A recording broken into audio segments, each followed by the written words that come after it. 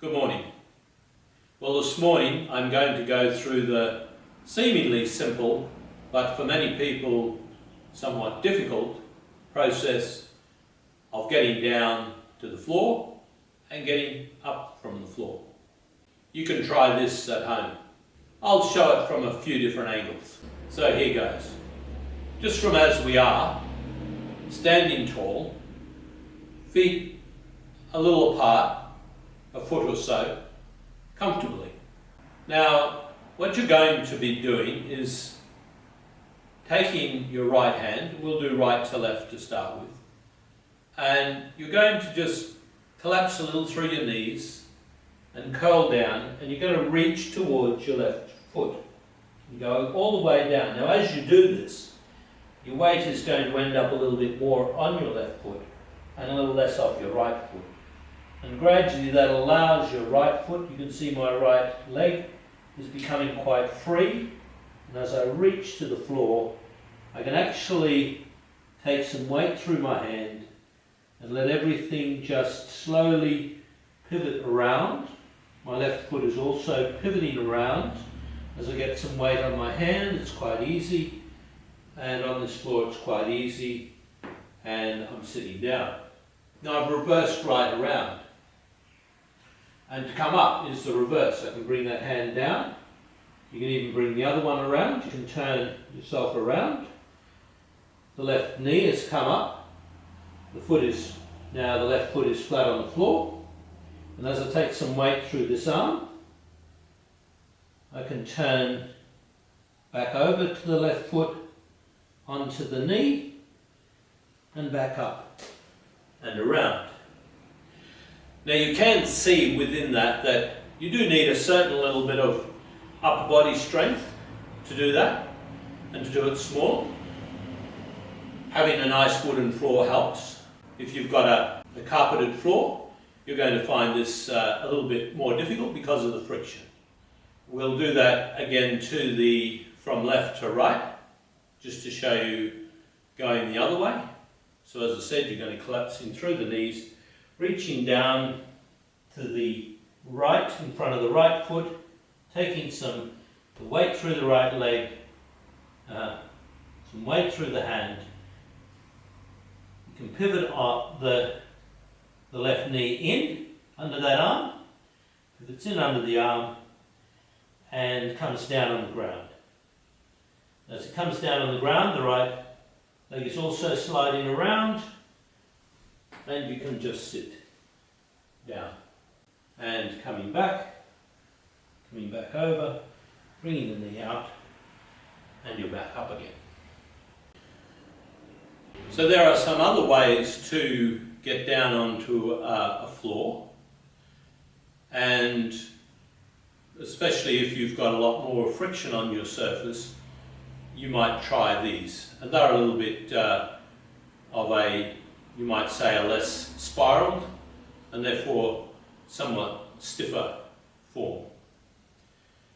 The other most straightforward one is to come straight down into a kneeling. So you would start to take one leg back, and you're going to be kneeling on that back leg. So as you do that, coming down, you've got a little bit more weight on the front leg, and you're going to just come straight down on the back knee. Now, of course, all of this depends on how your knees are performing anyhow. So if there is any difficulty you getting down into this position because of knee trouble particularly, there are two possibilities. One is this is no longer something for you. But if you haven't really proven that, you could do some intermediary strengthening of the muscles that help you to get down into this position. So unless you've really got a severe or moderately severe degenerative cartilage in your knees, strengthening should be able to get you into a state where you can do this sort of activity. So you're down on your knee, and you're going to side sit onto this side. So you're just going to bring your hand down. You can slide that all forward then. and you can come down into sitting. And I come into cross-legged sitting. You could stay in the side sitting if you couldn't do that, with one hand out to the side. And coming up requires just a reverse of that technique. Again, you do need a little bit of upper body strength in the arms, because you're going to actually need to be able to take a considerable amount of your weight, your upper body weight, through one hand. And so a number of things will always come into account if you're an older person particularly. Things like how are your joints anyhow, and what's your muscular power like. Don't use age as an excuse.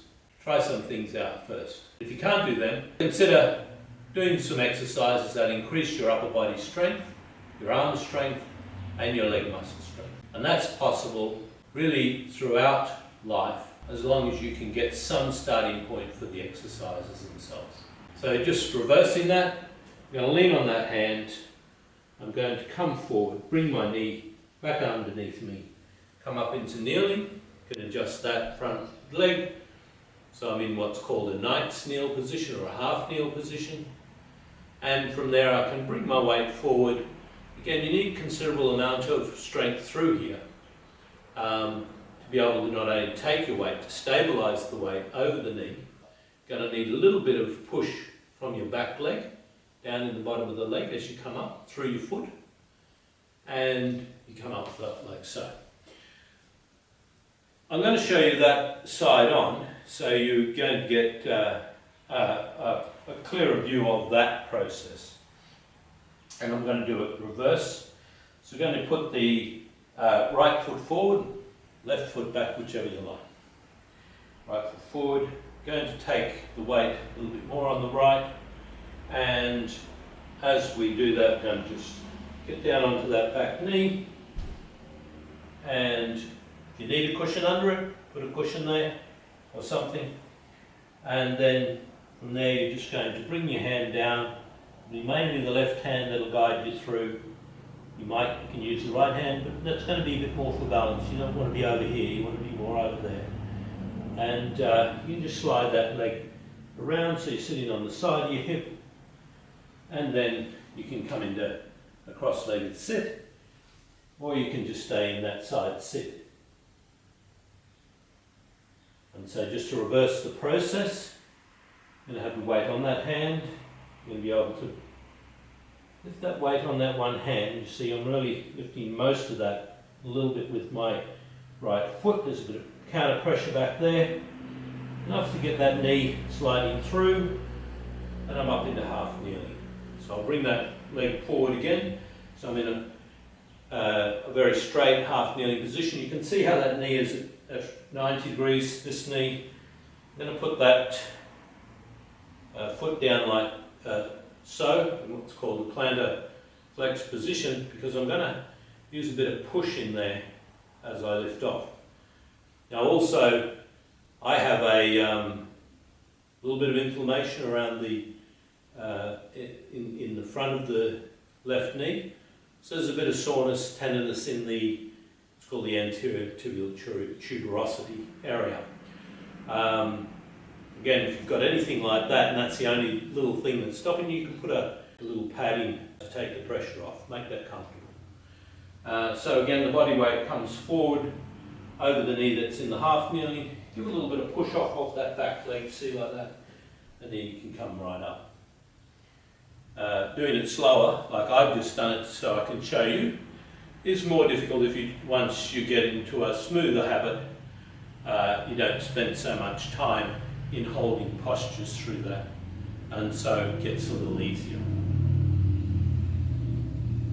Just backing up to some of the conditioning that you might need for getting down and getting up off the floor through either of those processes. The first is you've got to have a certain amount of leg power, even to do something as simple as getting down deeply and reaching down to the floor. So if you cannot do this part movement like that, you can even just use that as your exercise You can go to where that's as far as you can go. So if you can go, I can go to there and that's it. You can do that as your exercise. You can collapse in through your knees. Just go to there and come up. There are other forms of exercises there. You can do those similar things in a lunge position. And you can do them simple dynamic like that. Often it's good to do a couple of forms of training for a muscle. A sustained hold where you might get in position. I'm going to show you that from the side. Got the knee over the foot, only just to the edge of the toes if you were looking down the vertical. And you can hold that position. It's a lunge position, the other leg is back. And your body weight is 3/4 plus on the front foot. You can hold that for a count of 10 seconds. You can swap legs. Do the same 10 seconds. And if you did 10 or so of those once a day, you would start to find that quite easy. Always remember when you're strengthening, if you feel that the limb is shaking a bit like this, or there's even a little light tremor in there, just stop it at that number of repetitions, because that is getting to your fatigue level. So eventually, in getting through to the getting down on the floor and getting up, there is bringing more and more of how deeply you can make those muscles activate. As I alluded before, getting through the 90 degrees is the hardest part of knees, because the muscles are starting to get a real disadvantage working around the 90 degrees. So I'm just going to demonstrate how that will look as you're going through that. So as you're getting down and you're reaching down to the ground at this point, you've got to get around that corner, and a lot of things are going to come into play. How well your back can collapse in to allow a smoothness of function, where any other tensions are in your body. So again, if that was your hard point, you can train at that hard point. Get around that 90 degrees. As you collapse down, you're not necessarily at the beginning getting far beyond the 90, and you can just, in fact, if I show you this way, you will see that as I'm coming down and reaching this way and letting the pressure off that, it's that knee that goes more than 90 first. You come down and the other knee.